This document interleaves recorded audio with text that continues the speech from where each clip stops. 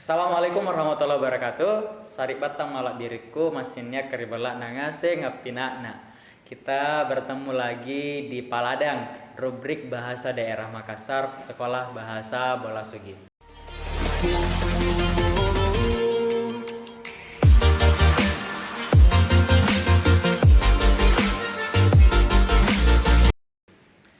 Pada kesempatan kali ini kami akan berbagi tentang dialek-dialek yang ada dalam bahasa Makassar. Teman-teman sekalian, kalau kita berbicara tentang Makassar, maka Makassar itu tidak hanya merujuk pada satu kota yang secara administratif merupakan ibu kota Provinsi Sulawesi Selatan, namun juga merupakan entitas sebuah suku dan bahasa Makassar itu sendiri. Nah, bahasa Makassar itu bukan cuma dituturkan oleh orang yang ada di Makassar di sini atau yang mungkin teman-teman ketahui ada di daerah Goa dan sekitarnya. Tapi sesungguhnya bahasa Makassar itu terdiri dari beberapa dialek dan itu dituturkan oleh orang-orang yang ada di beberapa kabupaten di Sulawesi Selatan. Jadi bahasa Makassar itu punya beberapa dialek. Nah, di sini kita akan membahas dialek-dialek apa saja itu. Kalau teman-teman mau mengetahui dialek-dialek tersebut, simak sampai selesai. Baik, teman-teman sekalian, dialek apa sajakah yang ada dalam bahasa Makassar? Sebelum saya menjelaskan lebih jauh tentang dialek-dialek tersebut, perlu saya sampaikan juga bahwa dialek yang kami sebutkan ini berdasarkan referensi buku struktur bahasa Makassar yang ditulis oleh Bapak Abu Rairah Arif dan Bapak Jirong Basang Daengewa. Nah, di situ disebutkan ada 5 varian dialek dalam bahasa Makassar. Yang pertama, dialek Lakiung. Jadi, nama dialek yang pertama disebut sebagai dialek Lakiung. Ini umumnya digunakan di Kota Makassar, kemudian Kabupaten Goa bagian barat, mulai dari daerah Swalutua sampai ke muara Sungai Jeneberang, Kabupaten Takalar dan pulau-pulau di sekitarnya, sebagian Kabupaten Jeneponto mulai dari Alu sampai ke barat, kemudian Kabupaten Maros bagian barat, Kabupaten Pangkajene Kepulauan bagian barat, dan sebagian pesisir Kabupaten Pinrang. Jadi kalau kita mendengar orang Makassar di sini atau orang Goa yang masih berbatasan dengan Makassar berbicara dalam bahasa Makassar, ataupun kalau mereka berbicara dalam bahasa Indonesia tapi dengan pengaruh dialek Makassar, maka itu tergolong dialek Lakiung. Nah, itu yang umum kita jumpai khususnya di Kota Makassar. Dialeknya adalah dialek Lakiung. Yang kedua, dialek Turatea. Turatea sudah merujuk kepada Kabupaten Jeneponto. Nah, dialek Turatea ini memang dipakai umumnya oleh masyarakat yang ada di Kabupaten Jeneponto, mulai dari sebelah timur Alu sampai perbatasan Kabupaten Bantaeng dan membujur ke pedalaman bagian utara sampai perbatasan Malakaji. Teman-teman yang pernah mendengar orang Jeneponto atau mungkin punya teman yang berasal dari Jeneponto, kalau mereka memang punya dialek mereka itu kuat, teman-teman pasti bisa membedakannya dengan dialek Lakiung yang umumnya orang Makassar pakai di sini, orang Kota Makassar. Nah, itu dialek Turatea. Selanjutnya adalah dialek Bantaeng. Nah, dialek Bantaeng ini digunakan di Kabupaten Bantaeng dan daerah pesisir barat Kabupaten Bulukumba. Jadi nyaris semua kabupaten Bantaeng itu menggunakan dialek Bantaeng ini. Juga termasuk beberapa daerah pesisir yang berbatasan dengan Kabupaten Bulukumba. Di situ disebutkan bahwa masyarakatnya masih menggunakan bahasa Makassar dengan dialek Bantaeng tersebut.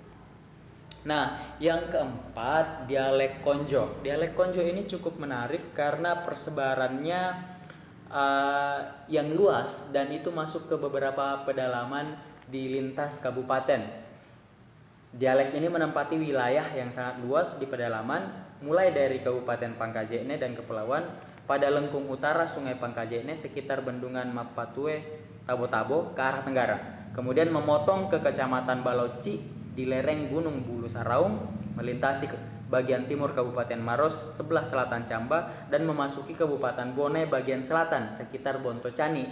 Kemudian meliputi seluruh wilayah timur Kabupaten Goa sejak daerah Salautoa yang terdiri dari Kecamatan Tinggi Moncong dan Tompok Bulu, lalu memasuki sebagian Kecamatan Sinjai Barat, Manipi, dan mencakup sebagian besar Kabupaten Bulukumba sampai ke pantai timur di Kecamatan Kajang, kecuali sekitar Tanete, Kota Bulukumba. Juga sampai perbatasan Bantaeng bagian pesisir.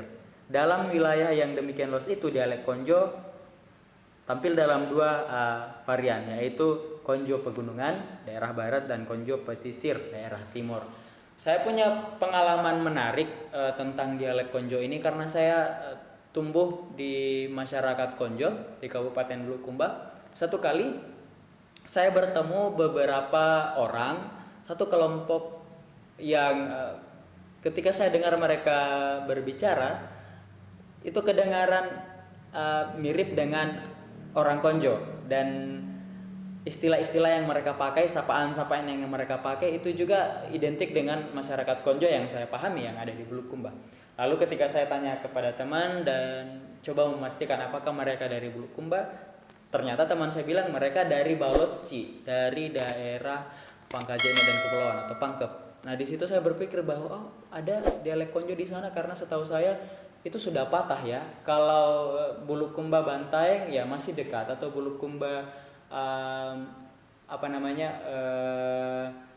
Sinjai bagian barat, Sinjai Barat misalnya, ya itu masih cukup dekat. Tapi kalau sampai ke Pangkep, bahkan beberapa bagian Maros, itu sesuatu yang menarik karena persebarannya itu sudah jauh melintasi daerah yang lain, dan umumnya ini bahasa Makassar, dialek Konjo ini sering disebut sebagai bahasa pegunungan karena memang ada di daerah-daerah pedalaman seperti itu.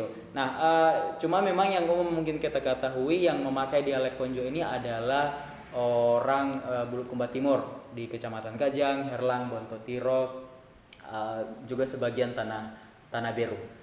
Kemudian dialek Bira Selayar. Nah, dialek Bira Selayar ini dikelompokkan bersama. Terdapat dari ujung Bira menyeberang ke Pulau Selayar dan meliputi dua kecamatan, yaitu Bontotekne dan Bontoharu, sampai ke perbatasan desa Layolo.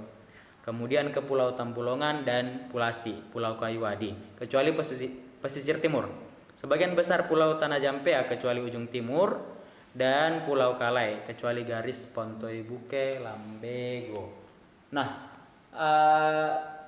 memang Selayar dan Bira itu cukup dekat karena seperti yang kita ketahui bahwa penyeberangan ke Pulau Selayar itu ada di daerah Bira.